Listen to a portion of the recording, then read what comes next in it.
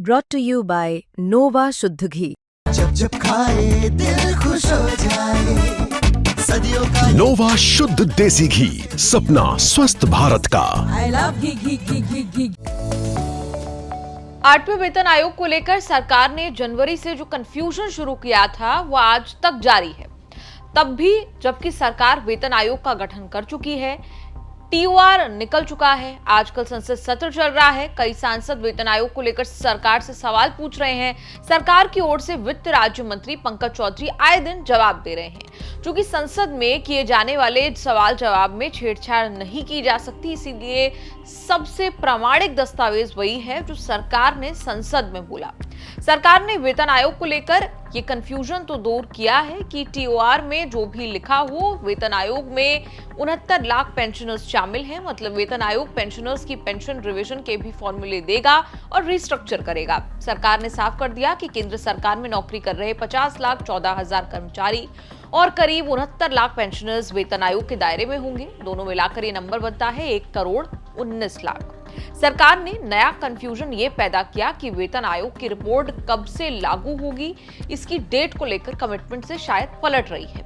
जब जनवरी में पहली बार वेतन आयोग का ऐलान हुआ, तब भी सरकार ने कहा था कि 1 जनवरी 2026 से सिफारिशें लागू होंगी। जब वेतन आयोग और टीओआर का नोटिफिकेशन निकला, तब भी सरकार ने कमिटमेंट दिया कि 1 जनवरी 2026 से ही सिफारिशें लागू होंगी।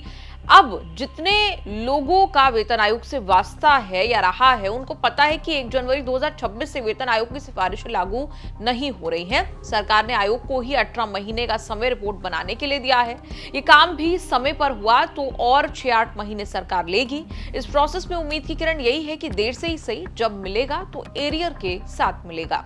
संसद में पंकज चौधरी से पूछा गया कि कब तक वेतन आयोग की सिफारिशें लागू होंगी। उन्होंने जवाब दिया कि अभी तारीख पर कोई निर्णय नहीं लिया गया है, मतलब 1 जनवरी से वेतन आयोग की सिफारिशें लागू होने की कतई गारंटी मानकर नहीं चलना चाहिए।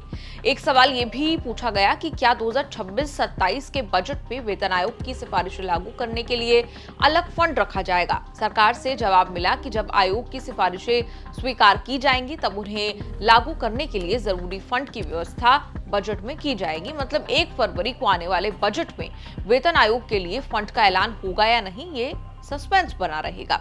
ये चर्चा बड़ी आम है कि सरकार ने दिल्ली चुनाव के समय वेतन आयोग बनाने की बात की, बिहार चुनाव के समय वेतन आयोग बनाया, अगला चुनाव 2027 में यूपी का है, जब वेतन आयोग की सिफारिश लागू की जा सकती हैं।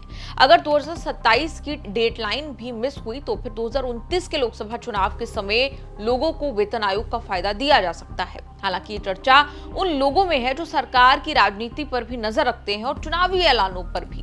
वेतन आयोग का नियम है कि 31 दिसंबर 2025 को 7वें वेतन आयोग का समय खत्म हो जाएगा। 1 जनवरी 2026 से 8वां वेतन आयोग की गिनती शुरू हो जाएगी, लेकिन लग नहीं रहा कि 2026 या 27 में भी बढ़ा हुआ वेतन मिल पाएगा। कर्मचारी संगठनों को डर है कि जितनी देरी होगी सरकार अलाउंसेस खाती जाएगी। कर्मचारियों ने आज तक रखा हुआ है कि कोरोना के समय डीले होते होते डीए लटक गया, आज तक नहीं मिला। ये भी शक है कि वेतन आयोग बनने के बाद और लागू होने के बीच हर 6 महीने में जो डीए बढ़ता है वो भी बढ़ पाएगा या नहीं। सरकार कह चुकी है कि बेसिक सैलरी में डीए मर्ज करने का प्रस्ताव नहीं है।